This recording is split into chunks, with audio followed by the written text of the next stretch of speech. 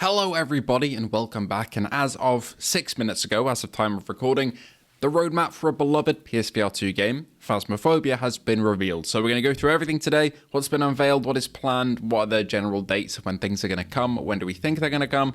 But before we get into it, only 25% you are subscribed, so please feel free to do so. And thank you to our patrons and YouTube members for keeping this channel going day after day and week after week. I wouldn't be here without them, and you can join in the description if you'd like. Anyway, let's take a look at this Phasmo roadmap, shall we? Despite having some technical challenges still in the game, making it a little bit janky to play, Phasmophobia is one of the best horror games on PSVR2, and I think one of the best co-op games on PSVR2 as well. It genuinely is fantastic. The fact that it's a hybrid game as well, it can be played on the flat with VR people or in VR with flat people, it's amazing. But there are some things that are changing going forward and being added to the game, which should add a lot to it. So, they open this blog post with Ghost Hunters, we have some news for you. We're excited to reveal our 2025 and beyond roadmap for Phasmophobia. As always with this sort of stuff though, any information and images are work in progress and may change drastically before actually coming out and getting delivered to us, basically. First and foremost, here is the roadmap. You'll notice it's split into 3 distinct areas: major updates, map and reworks, and finally, our seasonal events. We'll dive into each one in this post, sharing some details on each one, not spoiling too much. After all, the mystery of Phasmophobia is what we've all grown to love. But as we can see on this roadmap, we've got Chronicle, player character overhaul, Bleasdale Farmhouse rework, Grafton Farmhouse rework, a new small map, Easter, Halloween and holiday events. Okay, kicking us off with the major updates. Our first major update to Phasmophobia this year will be our Chronicle update, which we detailed in development preview number 18 late last year. If you remember, Chronicle is all about revamping the way you record evidence and get rewarded for it, such as photos and videos in any investigation. The journal will be receiving a new media tab which will house photos, videos, as well as evidence recorded by our new piece of hunting equipment, the sound recorder. Chronicle will also bring with it a few extra bits aside from what we've mentioned, but we're keeping those a secret until we're closer to launch. Very spooky.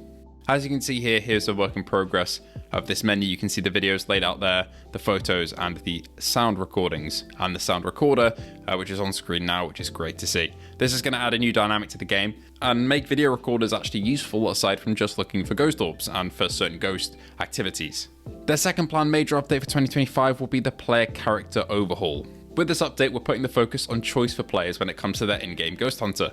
We'll be refreshing character models, improving animations, and adjusting the overall experience when it comes to your Phasmophobia character. While we'll be making other improvements with the update, we'll be separating our full player customization into an update in 2026. This will allow our dev team to shift their focus to the much anticipated Horror 2.0 update, which we'll talk about in a bit, and get that into the hands of players as soon as possible.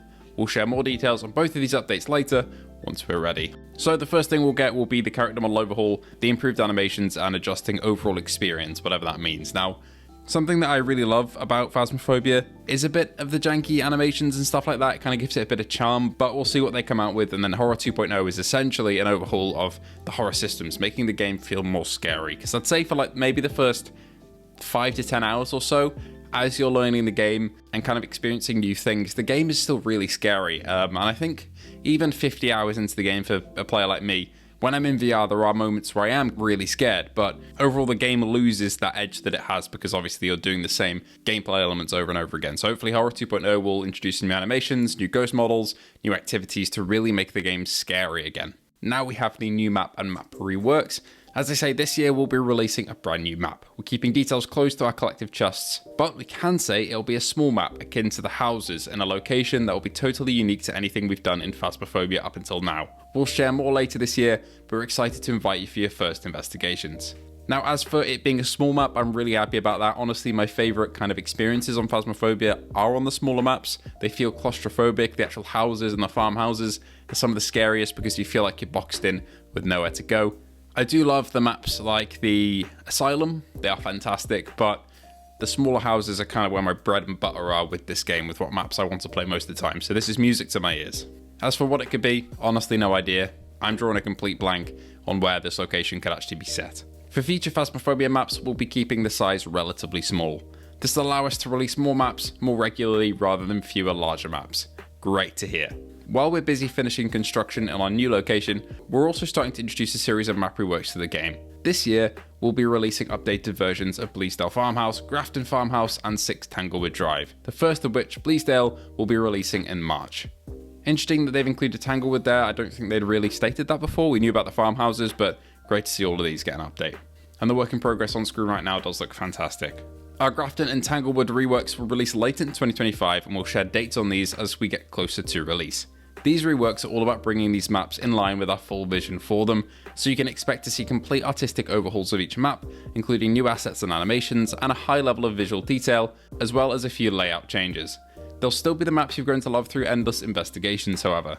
Moving into 2026, we'll be reworking more of our maps while introducing new ones, so stay tuned. That's honestly great to see. The maps are designed in a way that they're great to play, so I didn't really want the DNA of them completely changed, but it's great to see that they've incorporated taking those traditional old designs and just updating them visually and in a couple of quality of life ways, which is great. Penultimately, seasonal events. Our final section of the roadmap deep dive is about our seasonal events. Last year, we were blown away by how many of you got involved in our season Phasmophobia events, starting with our Easter event all the way through Winter's Jest at the end of the year, so thank you. In 2025, we'll be implementing the feedback we received across our 3 events and continuing with the same themes for Halloween and Winter, while introducing a new take on our Easter event. This means in October, Ghost Hunters will once again be working alongside the Blood Moon cult in order to summon the Blood Moon together, while during the holidays, Krampus will return with a vengeance looking to hunt down investigators who dare to get too close in Winter's Jest. While the event and overall flow of these events will remain the same, thanks to feedback provided during and following last year's iterations, we're confident they will feel fresh. You'll be able to earn personal rewards as well as having the chance to experience the event across a wider selection of maps as we rotate the selection on a weekly basis. We'll talk more about these changes in more detail closer to our Easter event in April.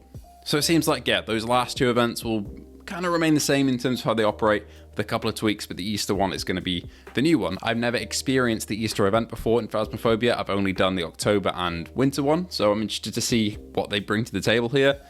In my opinion, the events were kind of weak. Krampus had some cool audio designs, and of course was a cool ghost model, and the maps were neat to see in the snow, especially in VR, but they can just feel a little bit underwhelming as they're kind of the more community-focused events rather than these personal ones. But now that we're getting personal rewards, I think that'll freshen it up a bit. And finally, Beyond. Of course, we've got our eyes looking towards so much more than just what's spoken about today. In 2026, we plan to release Horror 2.0. New maps, further reworks, and so much more. While we aren't ready to talk about all of those right now, we are hard at work making sure that when we do, they'll be worth the wait.